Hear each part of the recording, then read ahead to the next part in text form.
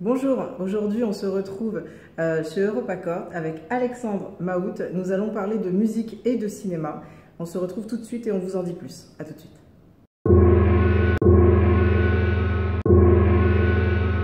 Donc, bonjour Alexandre. Bonjour Yasmina. Ravi de vous recevoir sur La Ruche Média aujourd'hui. Ravi d'être là. Bon. On va parler ensemble de musique et en premier lieu dire exactement ce que vous y faites. Donc vous êtes directeur du département musique et publishing chez EuropaCorp. Exactement. Alors ce titre, qu'est-ce que ça veut dire et quelle est votre activité? Alors c'est finalement assez simple. Directeur musique parce que je m'occupe de produire toutes les musiques que l'on peut entendre dans tous les films produits par EuropaCorp. Et publishing parce que en parallèle, en même temps, avant, après, autour de tout ça, on a une activité d'éditeur musical. Vous produisez en fait. Donc on produit les musiques et aussi on en représente la plupart du temps les droits, on les gère. Donc voilà, c'est la distinction qu'on fait. Il y a le master, l'interprétation, et puis il y a la partition. D'accord. La musique, justement, en France, c'est quelque chose... on a le sentiment que c'est un petit peu loin, forcément, du téléspectateur ou de l'amoureux du cinéma. Et aux États-Unis, on a l'impression que la musique est beaucoup plus prégnante. Est-ce qu'il y a une évolution de ce côté-là? Et quel est le budget de la musique dans un film? Est-ce que c'est important? Alors, suffisamment. Je ne sais pas si entre le spectateur américain et le spectateur français, il y a une différence d'importance. Je pense que c'est important pour tous les spectateurs du monde. En revanche, c'est vrai qu'aux États-Unis, il y a une culture qui est un petit peu plus forte sur la musique à l'image. Et on a tendance, proportionnellement au budget d'un film, à dépenser un petit peu plus d'argent pour produire un film aux États-Unis que pour la musique d'un film en France. D'accord. Les ordres de grandeur, c'est... En France, on peut dépenser entre 0,5 et 2% du budget d'un film dans la musique. Oui, c'est Aux États-Unis, bon, les budgets des films sont un long métrage, c'est conséquent, bien sûr. souvent une grosse machine, donc voilà, on peut faire quand même plein de choses. Aux États-Unis, c'est des pourcentages qui peuvent aller jusqu'à 4-5%. Après, évidemment, on dépensera beaucoup plus d'argent dans la musique proportionnellement quand la musique est un sujet du film, une comédie musicale. Bien sûr. La La Land, par exemple. Oui, par exemple. Voilà, là, ou alors il y a un morceau toutes les 10 minutes, c'est beaucoup de boulot, que sur des films où la musique est un petit peu un rôle qui est moins principal. Et justement, donc, pour Valériane, par exemple, vous vous êtes occupé de la musique totalement. Oui. L'écriture, est-ce que c'est une tendance en France que d'écrire la musique en même temps qu'on écrit le scénario, ou est-ce que ça arrive ensuite? Alors, c'est vrai que sur Valérian, et d'ailleurs sur 99% des films, aujourd'hui, on travaille beaucoup moins au moment du script. On attend beaucoup d'avoir des images. Il y a eu avant l'ère numérique, avant l'ère où on travaillait vraiment image par image, les compositeurs réfléchissaient à des thèmes dès l'écriture du scénario. Ça peut être encore le cas, mais aujourd'hui, le gros du travail, il démarre vraiment quand on commence à avoir un premier montage. D'accord, d'accord. Ça donne une écriture différente du coup. Ça donne une écriture différente, ni mieux ni moins bien, mais on est beaucoup plus à l'image. D'accord. On colle en fait.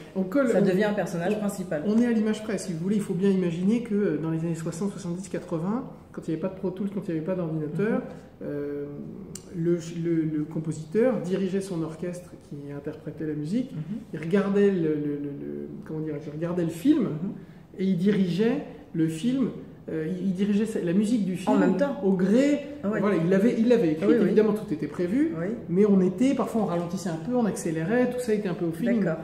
Ascenseur pour l'échafaud, alors c'est un grand exemple, il y en a plein, même beaucoup de Michel Legrand. C'était dirigé à l'image et c'était un peu senti comme ça. Aujourd'hui, on a des références, les partitions.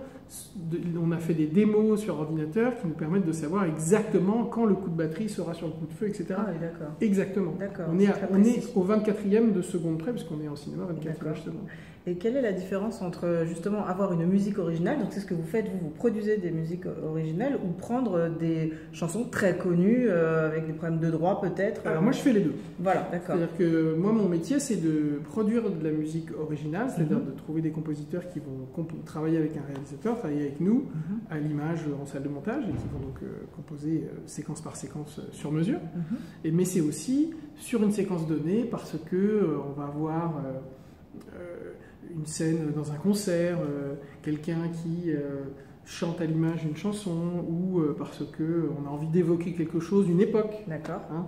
Les grands classiques dans les séries télé américaines, c'est quand on veut évoquer le fait qu'on est à Paris, on met J'ai deux amours, ou on met un titre de Charles Trenet. C'est comme ça, on a déjà, si on n'avait pas compris la baguette et le ferret, on a bien compris. Bon cliché. Voilà, donc alors on essaie de faire un peu plus fin que ça, mais quand on veut évoquer quelque chose, une époque, les années 70, les années 80, on trouve un titre référent. Donc, voilà, exactement. D'accord. Là, on les ayants droit. D'accord, tout à fait.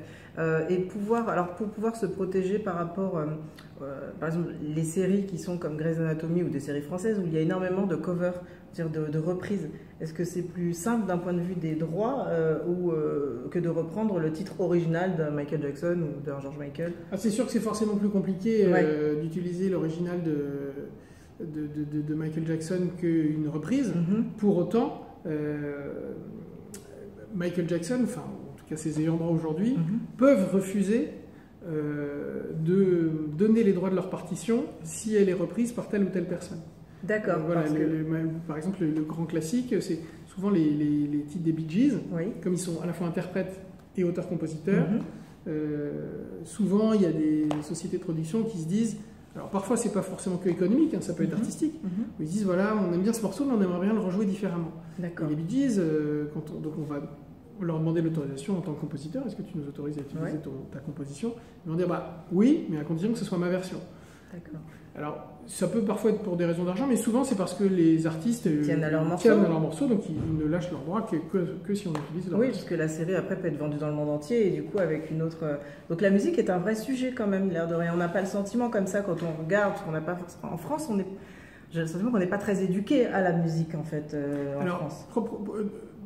Tu veux dire professionnellement dans le milieu de la production? Non, les auditeurs, les Français, dans les écoles, les conservatoires, ça prend une place, c'est un peu compliqué pour que ça prenne des places dans les familles, donc j'ai le sentiment qu'on n'est pas très éduqué à la musique, et quand on regarde des œuvres, finalement, on ne se pose pas forcément toutes ces questions que vous posez professionnels. Oui, c'est vrai. Alors après, ça serait un autre débat, mais je pense qu'il y a aussi un truc culturel, c'est qu'aux États-Unis, chanter sur une scène, danser sur une scène, c'est leur ADN. Il y a un truc il y a une culture du show. Alors, il ne faut pas faire de généralité, mais culturellement, il y a quand même un truc un peu plus showman et woman qu'en France où si on demande à n'importe qui dans la rue de se mettre sur une scène et de chanter, on va réfléchir, on va être introverti. Et bon, on a d'autres qualités. Oui, bien sûr. Mais donc il y a peut-être cet aspect-là.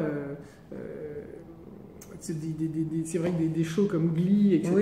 Oui. Empire aussi. Empire, évidemment, c'est des choses qu'on...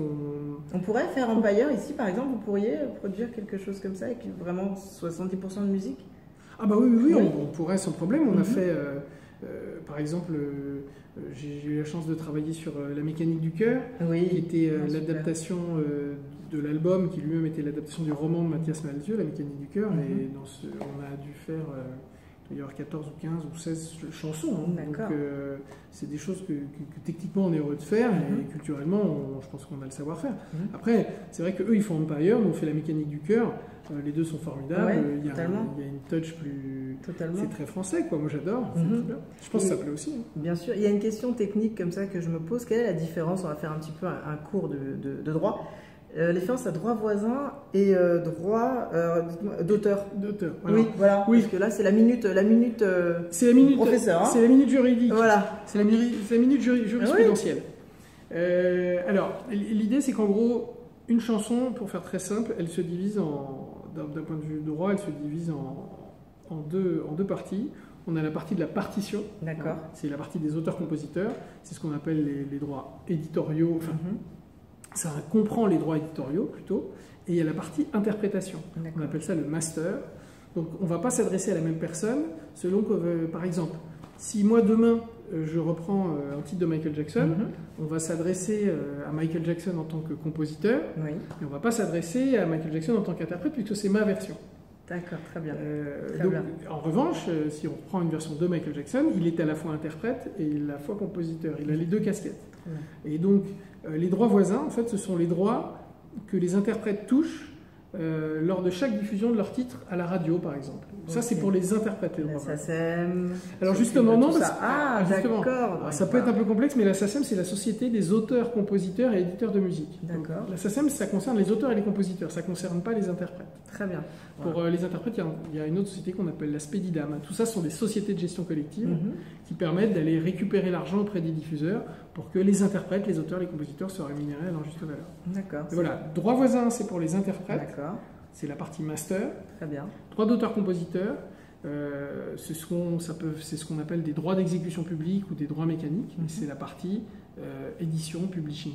Voilà, ce sont deux choses différentes. D'accord. Donc voilà, donc, j'espère que vous avez pris ça vos peut être stylos. un peu flou. Parce que non, mais c'est vrai qu'on entend ces mots tout le temps, mais on ne sait pas forcément ce qu'il y a derrière. Oui. Donc, et alors, en fait, c'est pas très compliqué, mais non, finalement, non. C'est juste pour faire genre, je fais un truc compliqué, on l'explique de manière hyper floue pour garder un tout petit peu de pouvoir. Alors qu'en fait, c'est assez simple. C'est pour ça que j'ai tenu à faire cet entretien avec Alexandre. Je vous l'explique à vous, téléspectateurs du web. Justement, la musique, c'est assez important et je m'en suis rendu compte en vous écoutant l'autre fois. Et je crois qu'on devrait se poser plus de questions sur la place de la musique dans le cinéma. Parce que c'est un vrai personnage. Et par exemple, sur Valériane, vous avez travaillé comment? Parce que vous étiez, le titre, c'est superviseur musical. Ça inclut ça, effectivement. C'est pas que ça, mais ça inclut ça. Sur Valérian, évidemment, l'échelle était puissance 10, mais j'ai envie de dire qu'on a bossé comme d'habitude. On a un réalisateur doué, talentueux, qui a une histoire, on a un film, il a des envies, on réfléchit à des compositeurs, on approche un compositeur, Alexandre Desplat, le compositeur est aux nombreuses récompenses, multi-césarisé, oscarisé, et on l'approche, toute cette alchimie fonctionne bien, et puis il lit le scénario, il connaissait les BD, il connaissait bien le travail de Mézières et Christin sur la BD. Et puis petit à petit, tout ce petit monde se retrouve autour des premiers montages. Nous, sur les premiers montages, on avait déjà mis ce qu'on appelle de la musique temporaire, c'est-à-dire que pour que les premiers montages aient un petit peu de vie, on met déjà de la musique qui n'est pas la musique du compositeur, mais c'est pour donner un petit peu des indices, en disant voilà, on fait ce qu'on appelle du temp tracking, c'est-à-dire qu'on met de la musique temporaire afin de donner une atmosphère, des indices au compositeur. D'accord. Parce que si vous avez tu as une scène d'action par exemple, et tu mets un Ave Maria, ça peut faire un truc avec des ralentis, ça peut faire un truc très esthétisant, c'est une option. Oui. Et tu peux mettre aussi un titre de hard rock. Ouais, génial. Un truc qui est complètement différent, si tu veux. Mais oui. Et il y a une série magnifique comme ça, c'est Peaky Blinders. Mais bien sûr, c'est magnifique. Voilà, c'est ça. Très bien. Oui. Et donc en fonction de la musique temporaire que tu donnes, ça ne veut pas dire que tu demandes au compositeur d'imiter, c'est pas du tout l'idée, mais ça donne une ambiance en disant voilà, le réalisateur, il a plutôt l'idée d'une musique très douce, qui soit très esthétisante, ou au contraire un truc de hard rock qui tape. Très bien, donc ça donne des ambiances, et là-dessus le compositeur tire le fil, et puis on fait des allers-retours. Et alors si on disait quelques mots sur vous, donc vous avez fait des études de musique, c'est ça? Oui, moi je suis musicien de formation. D'accord, très bien, donc on n'arrive pas à ce poste-là par hasard, ça aide aussi d'avoir une formation comme la vôtre. Alors je crois, oui. Alors, ce qui fait la richesse de ce métier, c'est qu'on est au milieu de trois mondes. Oui. On est dans le monde de la production, donc on est dans les chiffres. On est en studio, mais c'est pas inintéressant, parce que c'est comment financer des films, comment tout ça existe. Quand même. Surtout quand on vient de parler de droit, par exemple. Bien sûr, non, mais tout ça n'a pas de... On ne peut pas faire les films de nos rêves si on ne maîtrise pas les financements, etc. Donc c'est quand même très important. C'est pas une fin en soi, mais c'est un outil utile. Évidemment, on côtoie des artistes régulièrement, et ça c'est passionnant parce qu'on est en studio, on a les moyens de leur faire composer des choses formidables. Et puis il y a le côté juridique. Et donc ces trois aspects-là, mon métier il est très très simple, il consiste à livrer un disque dur au film, au mixage du film, qui financièrement satisfasse mon producteur, juridiquement rende le film exploitable, et qui artistiquement soit validé par le réalisateur. Ça n'a pas l'air si simple que ça, votre histoire. En tout cas, c'est mes trois buts. D'accord. Voilà, il faut que je satisfasse ces trois points-là. Juridiquement, il faut que ça soit clean. En termes de budget, il ne faut pas que j'ai dépassé. Et puis évidemment, artistiquement, il faut que mon réalisateur soit content de ce qu'on a produit pour lui. D'accord, ça a l'air totalement passionnant. Et le prochain projet, le prochain Valérian, c'est quoi? Alors le prochain Valérian, rien n'est comparable au Valérian. On travaille en ce moment par exemple sur 2 films. On travaille sur le prochain Taxi, qui sera le Taxi 5. Réalisé par Franck Gastambide. Franck Gastambide, exactement. Et interprété. Oui. Avec également Malik Bentala. Il y a une espèce de reboot, on met un petit peu les compteurs à zéro, même si on arrête à la fin du cap, mais c'est pas une suite. D'accord. Tout ça est très amusant, on joue un peu avec plein de sujets dans le film, c'est très très drôle. Et puis évidemment, en général, les bandes originales des films Taxi, elles ont un petit truc en plus. Donc on travaille notamment avec pas mal d'artistes urbains, des très très gros, des un peu moins gros mais qui sont très très doués et qui à mon avis vont devenir très gros. Voilà. Donc à mon avis il y a pas mal de surprises sympas. Et puis dans un tout autre registre, je travaille sur le prochain film de Thomas Vinterberg, qu'on connaît parce qu'il a fait Festen, il a fait La Chasse, The Hunt avec Mads Mikkelsen. Et qui est cette histoire passionnante, qui est une histoire vraie de ce sous-marin qui donc s'appelait le Kursk et qui au début des années 2000 et s'est abîmé en mer du Nord. Et donc la Russie a laissé les marins, a pas accepté tout de suite l'aide des Européens. Et donc ça a engendré une catastrophe puisque tous les marins sont morts.